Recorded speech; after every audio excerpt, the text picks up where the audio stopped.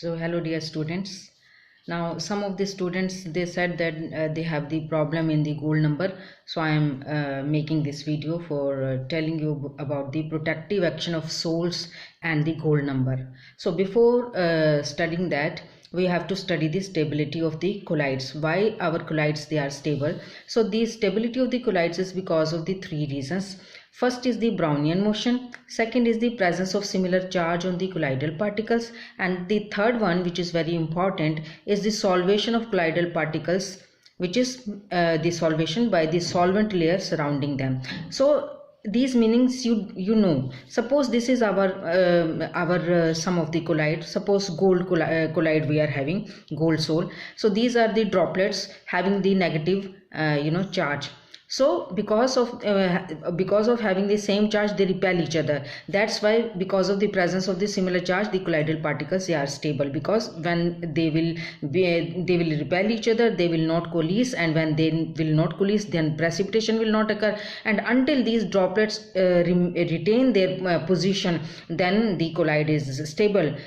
But if these two droplets or three droplets they coalesce and form bigger droplets, then the sole that will remain unstable.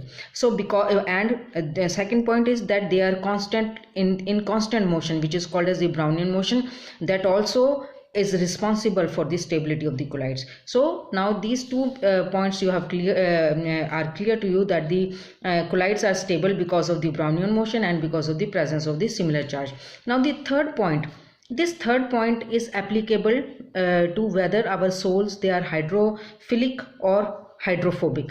So solvation of colloidal particles, what does this mean? Suppose we are having two types of colloidal solutions. This is the lyophobic colloid, and this one is the lyophilic colloid. What are lyophobic colloid? In which the dispersed phase has no affinity with the dispersion medium. So suppose we are having gold sole.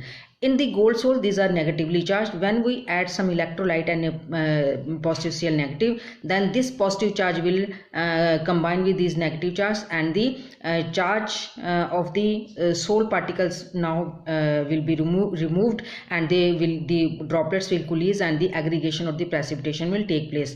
But in the lyophilic colloids, suppose we are having gelatin. Gelatin is again a negatively charged droplet.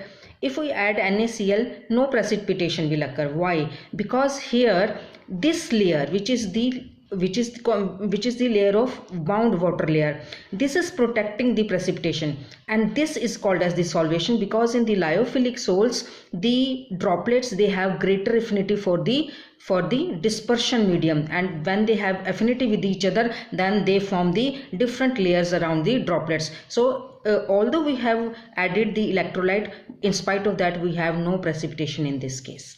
So because of this, we can say that lyophilic soles are more stable as compared to lyophobic soles. So to do the precipitation in the lyophilic soles, in addition to electrolyte, we have to add the dehydrating agent also, because dehydrating agent will remove this layer, and the electrolyte will remove the charge, and then the precipitation will occur. So this is the meaning of the third point, that is the solvation of colloidal particles. They are also responsible for the stability of the colloids. So now I think this is clear to you.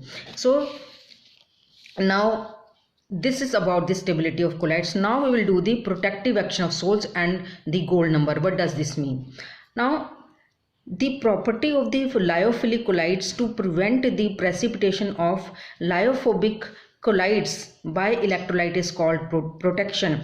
I have told you that lyophilic colloids are more stable. When we add some lyophilic colloid to the hydrophobic colloids, then hydrophobic colloids they get protected by the lyophilic colloids against the addition of the electrolytes. When we add the electrolyte to the lyophobic colloid, and we also add the lyophilic colloid to the lyophobic colloid, then these lyophobic colloids will not get precipitated with the addition of the electrolyte. So this is called as the protection. Now lyophobic colloid is protected against electrolyte by the lyophilic colloid. This is called as the protective action of the soles. So now this is clear now. Now the lyophilic soles used to prevent the precipitation of a lyophobic sole is called protective colloid. That is clear now to you. Now what is gold number? The protective power of different lyophilic soles is expressed in terms of gold number, which is introduced by Zsigmondy,